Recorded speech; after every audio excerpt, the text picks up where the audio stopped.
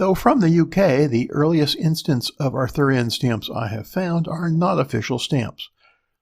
There was a postal strike in the UK from January to March of 1971, and many companies put out their own stamps during those months. The earliest official postage featuring Arthur I could find is a pair of stamps issued on April 3, 1972 by Granada. They are part of a 7-stamp set honoring the 25th anniversary of UNICEF, the United Nations Children's Fund. Austria was next, issuing a King Arthur stamp on May 8, 1974.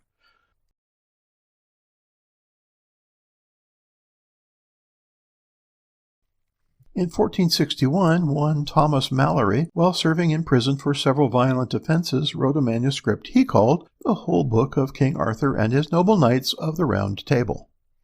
The 500th anniversary of that 1485 publication was in 1985, and the United Kingdom, finally officially, issued 4 Arthurian stamps on September 3rd of that year. 1985 also saw a fun Romanian series of stamps related to King Arthur featuring the Disney character Goofy. The storyline the set of stamps follow is loosely based on the 1889 novel by Mark Twain, a Connecticut Yankee in King Arthur's court. In 2006, Alderney celebrated the centenary of the birth of author T.H. White, 1906 to 1964, with a set of stamps honoring his 1958 Arthurian novel compilation, The Once and Future King. The UK returned to the Arthurian legend, if not Arthur himself, in 2001. As a part of 8 stamps featuring magic users, the Magical Realm set featured Merlin and Morgan Le Fay. About a year later, on November 3, 1986, St. Vincent and the Grenadines issued a series of 8 stamps featuring the story of Arthur. Like Grenada, St. Vincent is a Commonwealth country.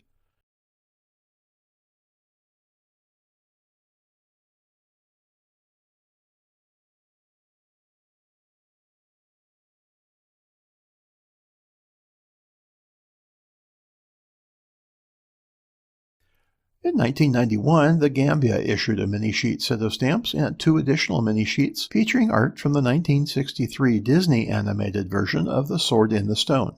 The story in that film was developed from the 1938 novel of that name by T.H. White. These were issued for the International Literacy Year and in celebration of the novel rather than the film. The story follows Arthur up to the time of the drawing of the sword from the stone when he becomes king.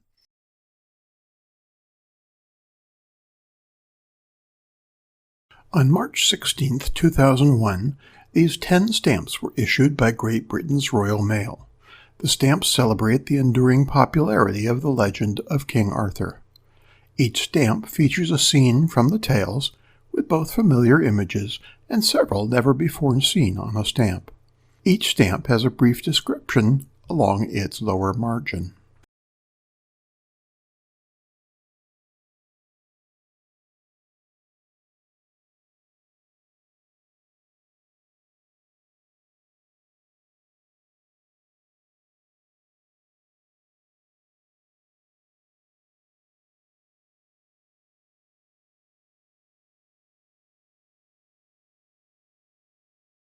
The death of King Arthur is a fitting stamp to end this exhibit on, but it is not the end of the story. For the women that took King Arthur's body away to Avalon in the west did so to preserve his life, so that someday when the world again needed a hero such as Arthur, King Arthur can return, as the legend foretells, as the once and future king.